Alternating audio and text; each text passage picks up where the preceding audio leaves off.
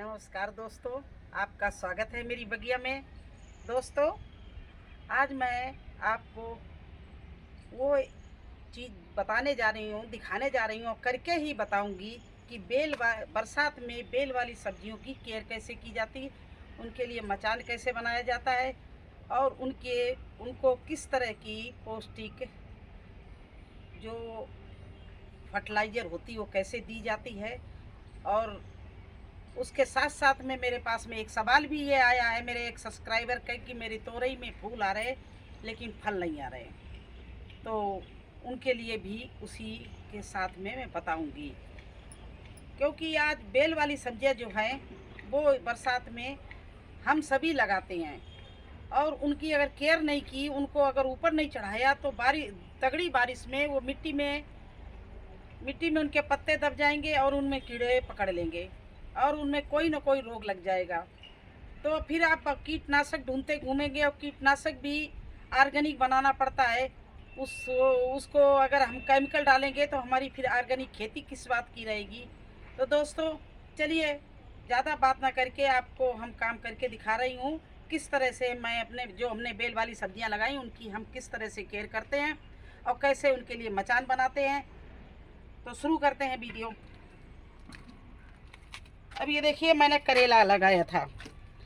करेला अभी तक छोटा था तो उसको मैंने छोड़ दिया, लेकिन अगर अब मैं छोड़ दूंगी तो ज़्यादा तेज़ बारिश, आप जानते हो मूसलाधार जब बारिश होती है तो मिट्टी नीचे से उखड़ जाती है और सारे पत्ते और डालियों में लग जाती है, तो उससे पत्ते और डालियों में बीमारी पकड़ लेती। तो ये हमारे प्लांट इतने बड़े हो गए हैं और इनमें मैंने ऑलरेडी पहले से बाँस लगा रखा है। ये देखिए, बाँस गाड़ रखा है इसमें, ये देखिए।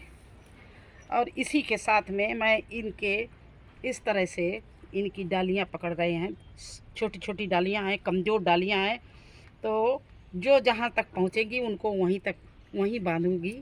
जैसे कुछ छोटी हैं कुछ बड़ी हैं, तो इनके लिए मचान भी बहुत ढंग से बनाना पड़ता है।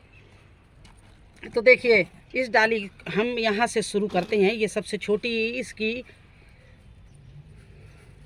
डाली है और इतना भी ध्यान देना कि बहुत ही नाजुक होते हैं इस समय, क्योंकि ये अभी बिल्कुल स्टार्ट हुआ है। तो ज़्यादा अगर हम जोर से कस के बांध देंगे या किसी रस्सी से बांध देंगे तो ये टूटने का डर है। तो इनको बहुत ही मुलायम हाथों से धीरे से इनको सपोर्ट देना है, लकड़ी का सहारा देना है और इस तरह से रस्सी में बांध देना है। देखिए, इस तरह से इसको मैंने बांध दिया है।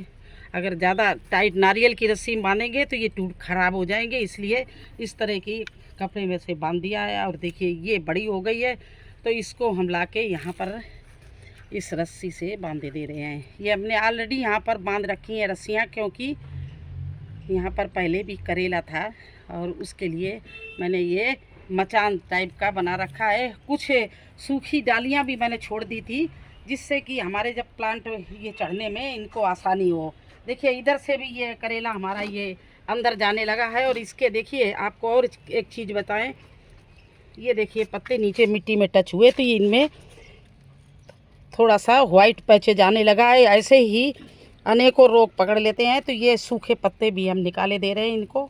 देखिए, इस तरह से ये जो खराब पत्ते हो गए थे ये निकाल दिया। और अब इनको हम यहाँ पर रस्सी का सहारा लेके इसको यहाँ पर बांध रहे हैं। देखिए, इस रस्सी का ये पहले पुरानी रस्सी थी तो इसी को हम खोल के इसी से बांधे दे रहे हैं। रस्सी नहीं ली मैंने, ये कपड़ों का, मैंने जो पुराने कपड़े होते हैं उनके पीस काट के उनको फाड़ के इनकी ये इस तरह से कपड़े से बांध रही हूँ। ये देखिए, जिससे इनमें ज़्यादा ताकत ना पड़े, क्योंकि और ढीला बांध रही हूँ क्योंकि तेज़ हवाएं चलती हैं तो ये टूट जाएगी। डाली अभी इतनी कमज़ोर है कि टूट सकती है, इसलिए इसको हम इसी तरह से सिंपल तरह से बांधे दे रहे हैं। सहारा भी मिल जाएगा और इनको नुकसान भी नहीं होगा, तो इस तरह से बांध दिया है। देखिए, इसके साथ साथ में मैं और क्या करूँगी, ज़्यादा नहीं डालूँगी फर्टिलाइज़र, लेकिन थोड़ा बहुत फर्टिलाइज़र भी डालूँगी। ये देखिए, जैसे हमारा वर्मी कंपोस्ट है ये, इसमें हमने लकड़ी की राख डाल ली है। ये देखिए, लकड़ी की राख डाल दी है। ये थोड़ा हल्दी डाल दी है। हल्दी और राख डालने से फफूंद नहीं लगने पाती है और कीड़े चींटियाँ भी नहीं लगते हैं। तो इस तरह से इन चीज़ों को डाल के और इसके जड़ के पास में हल्की गुड़ाई कर रहे हैं, हल्के हाथों। देखिए अभी गुड़ाई तो मैं 2 दिन पहले कर चुकी थी, लेकिन फिर भी मैं इस मिट्टी को जमने नहीं दूंगी, इस तरह से गुड़ाई कर दूंगी। और ये जो मिला हुआ सामान है, ये एक मुट्ठी दूर से, जड़ के पास नहीं, इतनी दूर से डाल रही हूँ। देखिए जड़ को बिल्कुल छोड़ दूंगी, जड़ में ना तो अभी ज़्यादा अगर आपने खाद डाल दी तब भी ख़राब हो सकते हैं, क्योंकि अभी बहुत नाजुक ये प्लांट हैं। देखिए इस तरह से दबा दिया, क्योंकि ज़्यादा बारिश में इनकी जड़ें ना खुलने पाएँ, तो दूर से खाद डालकर और ये थापी बना दी है, जिससे इनकी जड़ें पानी में खुले ना और ये चल जाए। इसी तरह से इधर भी मैं हल्के हाथों गुड़ाई कर रही हूँ करेला में। ये देखिए, और जड़ के 4 इंच छोड़ के मैं ये वर्मी कंपोस्ट और ये मिली हुई खाद इस तरह से एक एक मुट्ठी डाल रही हूँ। बिल्कुल पास में जड़ के कभी मत डालना, कोई किसी भी प्लांट में जड़ के पास से नहीं डालना, क्योंकि ज़्यादा खाद भी पेड़ को जला देती है, ख़राब कर देती है, सूख जाता है। इसलिए दूर से डालना इसको। जब मिट्टी में आप ये खाद डालेंगे, पानी गिरेगा तो अपने आप पौष्टिक तत्व रूट्स को मिलता रहेगा और प्लांट अच्छा चलता रहेगा। देखो हमारा ये करेला का प्लांट इतना बड़ा हो गया है। आइए आगे और दिखाते हैं। देखिए फ्रेंड, ये कद्दू हमारा पुराना है। अगर आपके पास पुरानी बेल है और उसमें फूल आने लगे बारिश में, अगर बारिश का पानी मिलने से सारे पौधे फिर से हरे भरे हो जाते हैं, तो इसमें आप उखाड़ना नहीं, वेट कर लेना, 15-20 दिन देख लेना। मैं तो कद्दू ये एकदम सूख गया था और उखाड़ने वाली थी, लेकिन देखिए इसमें जगह जगह से अब फूल, ये देखिए सारे फूल आ रहे हैं। तो इनका हम वेट कर लेंगे, अभी नहीं उखाड़ेंगे। इतना ज़्यादा हो गया है कि पूरे मेरे गार्डन में ये फैल रहा है। देखिए, क्योंकि हम ग्रीन शेड पर पौड़ाते थे, लेकिन ग्रीन शेड ख़त्म होने से ये पूरी छत पे फैल रहा है, पूरी क्यारी में फैल गया है। तो अभी हम इसका वेट करेंगे। अगर आपके पास में भी ग्रीन बेल वाली सब्जियां हैं, अगर उनमें फूल आने लगा है या वो फिर से डालियां देने, ब्रांच उनकी निकलने लगी, तो अभी उखाड़ना नहीं, क्योंकि वो फल भी दे सकती हैं जब तक आपके दूसरे नए प्लांट तैयार ना हो जाएं। अगर आपको ज़्यादा जल्दी है तो इस तरह से ये देखिए गिलासों में आप बो के रख लीजिए। जब तक आप 15 दिन वेट करेंगे तब तक ही लगाने के काबिल हो जाएंगे, तो आपको उखाड़ना नहीं पड़ेगा। और अब देखिए ये तोरई भी हमारी बहुत बड़ी हो गई है, और आज इसके लिए मैं मचान बना रही हूँ, क्योंकि ये बिल्कुल मिट्टी में फैली हुई है। तो इस तरह से इसको हम गाड़ रहे हैं और इसको हम इस अपने ग्रीन शेड के पास में ले जाएंगे, इस तरह से इस बांस को, और एक और लगाएंगे, एक बांस और लगाएंगे। देखिए इस तरह से ये भी इसी तरह से गाड़ के और इसी तरह ले जाएंगे, इस तरह। देखिए अब मैं इनको रस्सी के सहारे से ऊपर ग्रीन शेड पे ले जाऊंगी। देखिए ये हमारी ये चलने लगी है तोरई की बेल, और इसमें छोटे छोटे से फूल आ गए और चींटियां लग रही हैं। तो अभी इनका ट्रीटमेंट भी करना है। बायो एंजाइम हम बनाते हैं, आप लोग भी अगर बनाया हो तो बायो एंजाइम जो छिलके और गुड़ से बनता है, वो आपको बन के तैयार हो गया। वो पुराना हो तो उसको थोड़ा सा 2 ढक्कन एक बोतल में डाल के और इनके ऊपर स्प्रे कर देना, तो ये चींटियां नहीं रहेंगी। ये देखिए इस तरह से इसको हम तोरई को पौड़ा रहे हैं।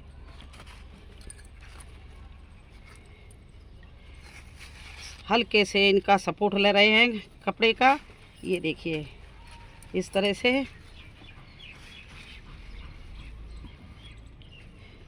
और इसको इस तरह से बांधते हुए हम यहाँ पर, क्योंकि इन्हीं की बीच से ये तोरई ऊपर जाएंगी और ऊपर हम फिर और भी बड़ा मचान बनाएंगे, ग्रीन शेड पे ले जाएंगे।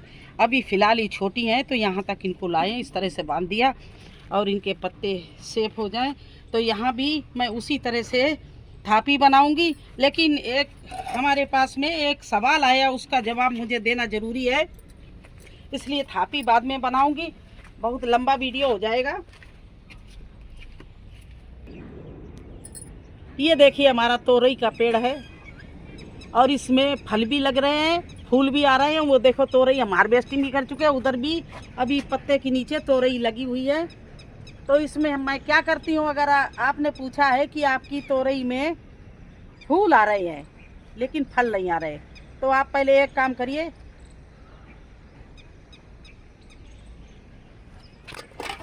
इस तरह से वर्मी कंपोस्ट में पोटास मिलाइए, राख मिलाइए, हल्दी मिलाइए और इसकी जड़ के आसपास, जैसे ये तोरई का पेड़ हमारा है पुराना, इसके आसपास इस तरह से आप घास निकाल देना, बिल्कुल पोला कर देना। मेरे तो ये क्यारी है इसलिए घास आ जाती है।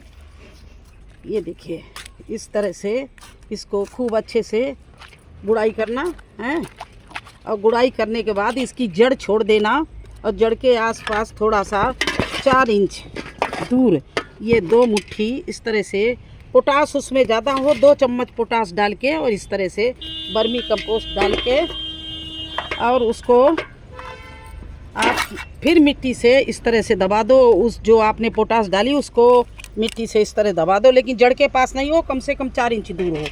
और फिर देखना आपका जो भी फूल आएगा, पोटास एक ऐसी चीज़ है कि वो आपके फूल को फल में परिवर्तित करती है और अगर फल लग गया तो वो पतला होके काला होके सड़के नहीं गलता है, वो ज़रूर पूरा बनता, चाहे तोरई हो चाहे लौकी हो, कुछ भी हो। अगर इससे भी ना आपको आराम मिले तो एक बात और कर देना, एक लस्सी को 8-10 दिन की खट्टी हो, उसमें थोड़ा सा हींग, थोड़ा सा काला नमक और आधा चम्मच हल्दी मिला के जड़ के आसपास डाल देना।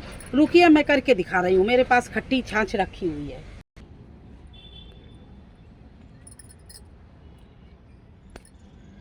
ये छाछ है, इसमें हल्दी और नमक मिला के मैंने कल प्लांट में डाला था, थोड़ा बचा है, तो इस तरह से देखिए आसपास हल्दी और छाछ का इस तरह से आप डाल दीजिए। देखना फिर आपकी तोरई में कोई प्रॉब्लम नहीं रहेगा, उसमें फल भी आएगा, फूल भी आएगा और आपको तोरई खिलाएगा भी।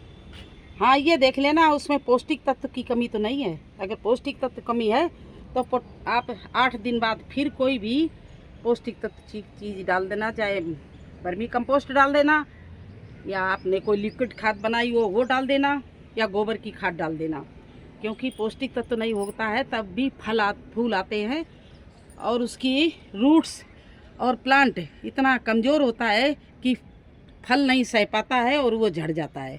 इसलिए ये देख लेना कि आपका गमला कितना बड़ा है, क्योंकि तोरई कोई भी बेल वाली सब्जी का कम से कम 18 बाई 18 से कम गमला नहीं होना चाहिए, क्योंकि बेल वाली जो सब्जी होती है उसकी रूट्स भी लंबी होती है, तो उसके लिए बड़ा ही गमला लेना पड़ता है।